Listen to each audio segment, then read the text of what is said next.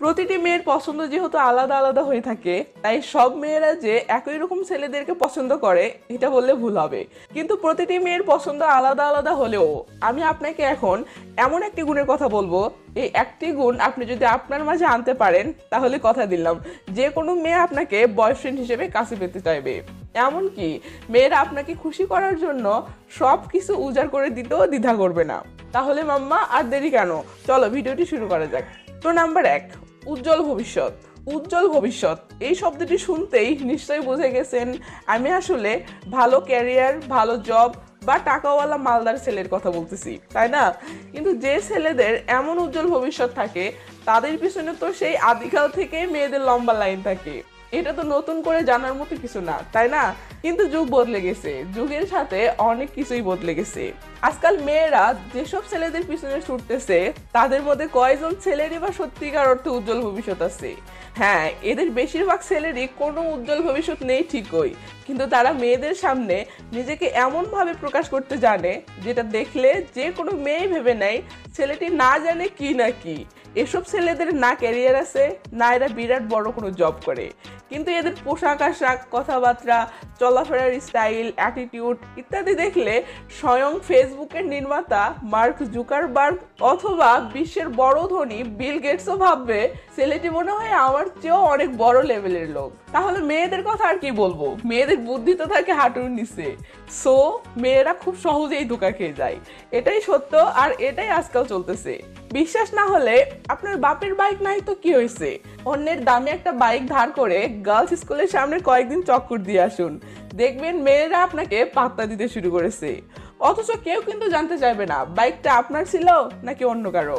আপনি দামি একটা বাইকে চেপে তার সাথে লাইন মারতেছেন, এটাই মেয়েদের কাছে আসল বিষয়।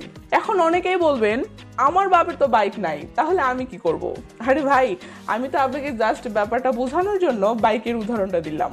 মূল কথা তো হলো কোন ছেলের বাড়িতে কি আছে, ছেলের বাপের কি আছে, ছেলের নিজের ক্যারিয়ার কি আছে, ভবিষ্যৎ কি, এগুলো সময় নিয়ে গভীরে খতিয়ে দেখার মতো সময় বা আগ্রহ কোনোটাই মেয়েদের হয় না। একটা ছেলে উপরে উপরে নিজেকে মেয়েদের সামনে যেভাবে তুলে ধরে, মেয়েরা ছেলেটিকে তৎক্ষণাৎ তেমনটাই কল্পনা করে নেয়। আর তাই তো আজকাল অনেক চালাক ছেলে এই কৌশলটাকে খুব সুন্দর করে কাজে লাগাচ্ছে।